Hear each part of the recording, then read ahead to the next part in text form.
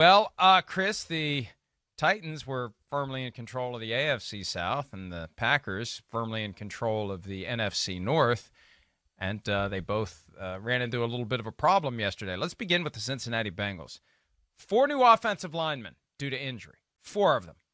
Billy Price pressed into service at center. Price was a first-round pick out of Ohio State in 2018. Right. He fell out of the starting lineup this year, been a backup all season long.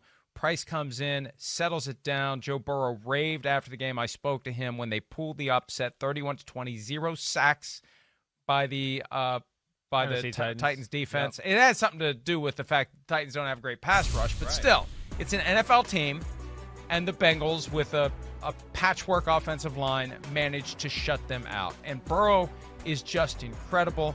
His numbers from a yardage standpoint were down, but still, he had 25 or more completions in 6 of his 8 games. He set the record for the most completions by a player in his first 8 NFL games. He's still on track to set the record for rookie passing yardage in a single season. That was set by Andrew Luck back in 2012. And, Chris, this gets back to a point that you've made in the past.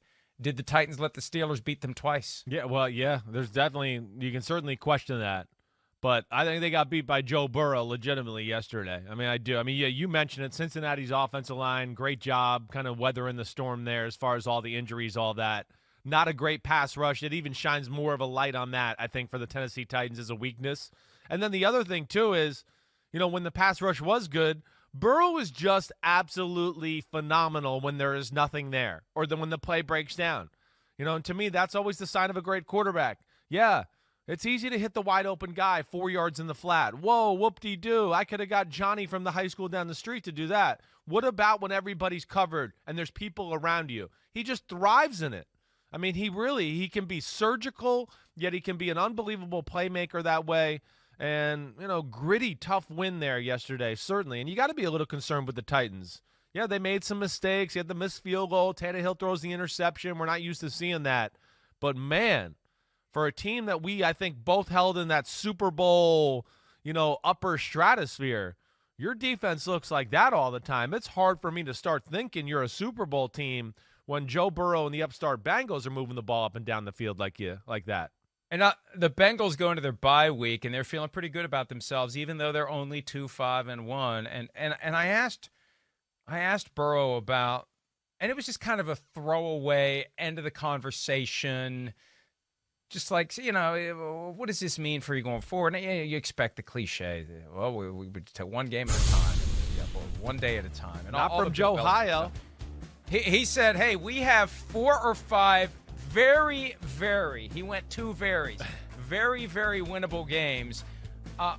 Well, I'd say 4 of them, yes, or 3 of them at a minimum, because it's a tour of the teams from the NFC East that they have yet to play, Washington, the Giants, and the Cowboys. At the Dolphins is not going to be a cupcake. And to start this stretch of 4 or 5 very, very winnable games at the Steelers, that's not very, very winnable. But they got 2 weeks to get ready for it, and this is their opportunity to send the same kind of message that they sent yesterday.